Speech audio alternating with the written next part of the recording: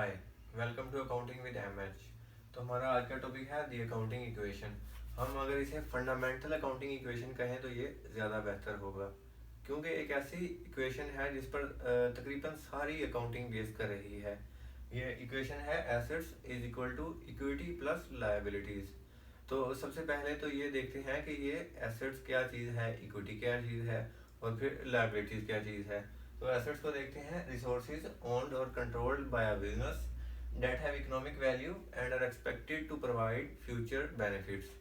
एक ऐसे वसाइल जो एक बिजनेस कंट्रोल कर रहा है या उसको ओन कर रहा है, वो उसकी मालकियत में है और वो हमें बेनिफिट्स प्रोवाइड करने वाले हैं आने वाले सालों में या आज भी कर रहे हैं, तो हम उन्हें कहेंगे एसेट्स।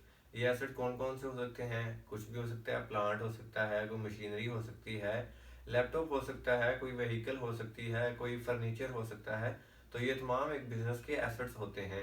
तो आगे इनको क्लासीफाई किया जाता है दो तरह की टाइप्स में। पहला है नॉन करंट एसेट्स और फिर करंट एसेट्स। इन दोनों में क्या डिफरेंस है, किस वजह से इनको क्लासीफाई किया जाता है, पहले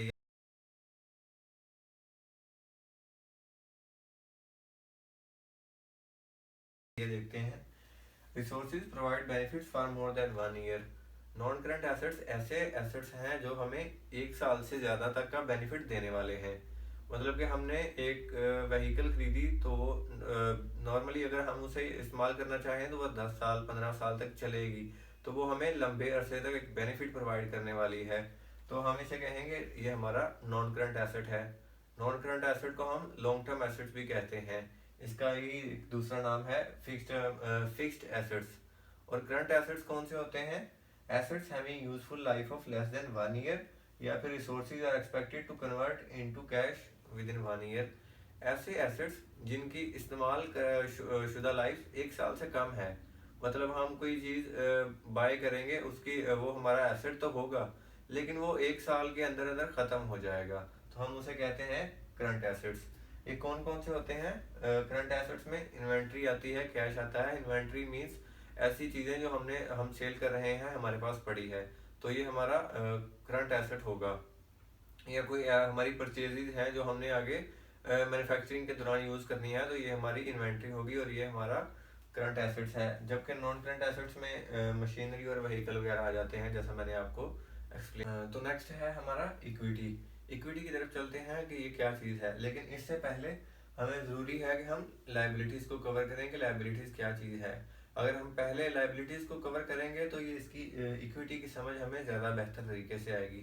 तो लाइबिलिटीज़ में ओब्लिगेशंस ऑफ अ बिजनेस, एक बिजनेस की जिम्मेदारियां, उसके ऊपर जो कर्ज, the settlement of which is expected to result in an outflow of economic benefit, कि उस जिम्मेदारी की सेटलमेंट इस तरह होगी कि हमारा इकोनॉमिक बेनिफिट का आउटफ्लो होगा। हमारा इकोनॉमिक बेनिफिट कोई भी कैश हो सकता है, कोई भी एसेट्स हो सकते हैं। तो हम अपनी जिम्मेदारियों को ख़त्म करने के लिए, न्यूट्रलाइज करने के लिए वो पे कर रहे होंगे, जिस तरह हमने बैंक से लोन लिया होगा। ये हम पर एक लाइबिलिटी है। जिस तरह मैंने लिखा है डेट एंड ऑब्लिगेशंस। तो डेट एंड हमने एक लोन लिया है बैंक से और हमें अब पे करना है, तो हम कैश देंगे और हमें हमारी लाइबिलिटी ज़ीरो हो जाएगी, न्यूट्रलाइज हो जाएगी, या हमारी लाइबिलिटी ख़त्म हो जाएगी।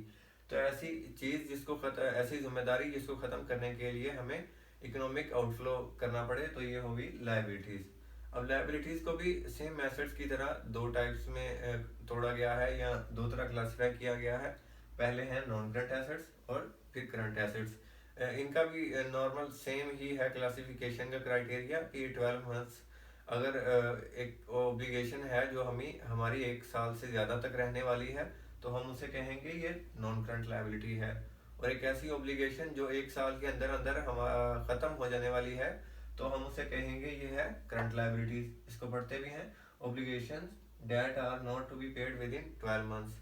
ऐसी ओब्लिगेशन जो 12 मंथ के अंदर अंदर पे करके ख़त्म होने वाली नहीं है, जबकि इनका ड्यूरेशन 12 मंथ से ज़्यादा होगा, तो ये नॉन करंट लाइबिलिटीज, और इनको लॉन्ग टर्म लाइबिलिटीज भी कहा जाता है।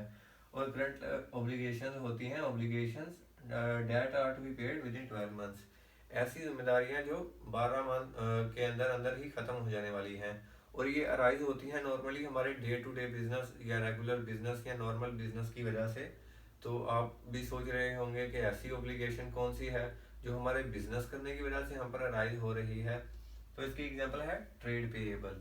हमने ये बोर्ड मार्कर सेल करनी है तो हमें सप्लायर से प्लास्टिक खरीदनी पड़ेगी या फिर इंक खरीदनी पड़ेगी।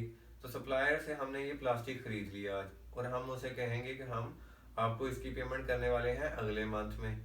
फॉर एग्जांपल मार्च में खरीदी तो अप्रैल में हम इसकी पेमेंट करने वाले हैं। तो ये एक मंथ के लिए हम पर एक लाइबिलिटी अराइज हो गई, लेकिन इसकी ड्यूरेशन 12 मंथ से कम है, तो ये करंट लाइबिलिटीज में क्लासीफाई किया जाएगा। तो ये होगी ट्रेड पेएबल या फिर 6 मंथ्स लोन। हमने हमारा वर्किंग कैपिटल के लिए हमें फाइनेंस चाहिए, तो हम नॉर्मली बैंक के पास जाएंगे और उससे लोन लेंगे, तो वो होगा 12 मंथ से कम होगा नॉर्मली, और वो करंट लाइबिलिटीज में क्लासीफाई किया जाता है। वैसे वर्किंग कैपिटल को फाइनेंस करने के लिए नॉर्मली बैंक की ओवरड्राफ्ट फैसिलिटी यूज़ की जाती है। नॉन करंट एसेट्स में कौन कौन सी चीज़ें आती हैं? डिबेंचर इशू किए होंगे या फिर 3 इयर्स बैंक लोन। तो सोच रहे होंगे आपके डिबेंचर क्या चीज़ है। जब भी एक बिजनेस को या एक कंपनी को फाइनेंस की ज़रूरत होती है तो वो बहुत सारे मेथड्स को सोचती है कि क्या किया जाए। उनमें से एक मेथड होता है आईपीओ, इनिशियल पब्लिक ऑफरिंग, के कंपनी अपने शेयर इशू करती है और वो मार्केट में शेयर होल्डर्स उसको बाय करते हैं और उससे उनको फाइनेंस मिल जाता है। या फिर एक दूसरा मेथड होता है कि वो बैंक के पास जाते हैं और अपने किसी एसेट के अगेंस्ट कोई फाइनेंस ले लेते हैं बैंक से। फिर थर्ड आता है डिबेंचर इशू, कि कंपनी एक या बिजनेस एक कागज का टुकड़ा इशू करता है एक मार्केट में, और उसके इवज उसने हर साल इंटरेस्ट पे करना होता है, या जितनी अमाउंट वो आज ले रहा है उतनी ही उसने उसकी मेच्योरिटी पर पे करनी होती है। तो इसे कहते हैं डिबेंचर। ये एक सिक्योरिटी होती है नॉर्मली। और नॉन करंट एसेट्स के बेनिफिट्स भी हैं। अब आप सोच रहे होंगे कि एक लायबिलिटी है नॉन करंट लायबिलिटी जो हमारे ऊपर लंबे अरसे तक रहने वाली है, तो इसका हम पर क्या बेनिफिट होगा? कोई ऐसा कर्ज भी हो सकता है जिसका कोई फ़ायदा भी हो। तो जी बिल्कुल, जिस तरह मैंने आपको बताया कि हमारे पास एक तरीका होता है कि हम आईपीओ करें, कि हम शेयर होल्डर्स को शेयर इशू करें और उनसे फाइनेंस इकट्ठा करें, और दूसरा तरीका होता है कि हम बैंक से लोन ले लें। जो हम बैंक से लोन लेते हैं उस पर हमें इंटरेस्ट पे करना होता है। इंटरेस्ट के ऊपर हमें गवर्नमेंट की तरफ से टैक्स सेविंग्स मिलती हैं, और टैक्स सेविंग्स जो होती हैं वो हमारे फिर टैक्स को मिनिमाइज करती हैं। तो हो गया ना ये टैक्स का बेनिफिट। आप पहले सोच रहे होंगे कि इसका टैक्स के साथ क्या लिंक है, लेकिन इसका टैक्स के साथ यही लिंक है कि हमें टैक्स बेनिफिट मिलता है और हमारी टैक्स लायबिलिटी कम हो जाती है। दूसरा है प्रिजर्व ओनरशिप। जब हम शेयर इशू करते हैं तो हमारे ओल्ड शेयर होल्डर्स की ओनरशिप कम हो जाती है या डाइल्यूट हो जाती है। अगर हम बैंक से लोन लेंगे तो वो भी डाइल्यूट होने से बच जाएगी। और थर्ड है मेजर एक्विजिशन, कि अगर हमने कोई प्लांट खरीदना है, कोई मशीनरी इंपोर्ट करनी है, तो हमें फाइनेंस चाहिए होगा एक लार्ज अमाउंट में, तो वो भी हम बैंक से ले सकते हैं नॉन करंट लायबिलिटीज की सूरत में। इसके बेनिफिट है फाइनेंस वर्किंग कैपिटल। हमें डे टू डे यूज़ के लिए कोई इन्वेंट्री चाहिए होती है तो हम उसको फाइनेंस कर सकते हैं करंट लायबिलिटीज के जरिए। तो अब हम आते हैं इक्विटी की तरफ। ये एक ऐसी चीज़ है जिसमें बच्चे हमेशा कंफ्यूज ही रहते हैं। इसको कभी लायबिलिटीज के साथ कंफ्यूज कर रहे होते हैं, कभी एसेट के साथ कंफ्यूज कर रहे होते हैं। तो इसको आज क्लियरली समझाने के लिए मैंने पहले एक एग्जांपल भी ड्राफ्ट की है। पहले इसी डेफिनेशन को पढ़ते हैं। Owners residual claim on the company's assets after all liabilities are paid off. हमारे पास एक मिसाल है, पैसे पड़े हैं, तो हमारी तमाम लायबिलिटीज को पे करने के बाद जो पैसे बच जाएंगे वो होगी ओनर्स की प्रॉफिट्स, तो उसे कहते हैं इक्विटी।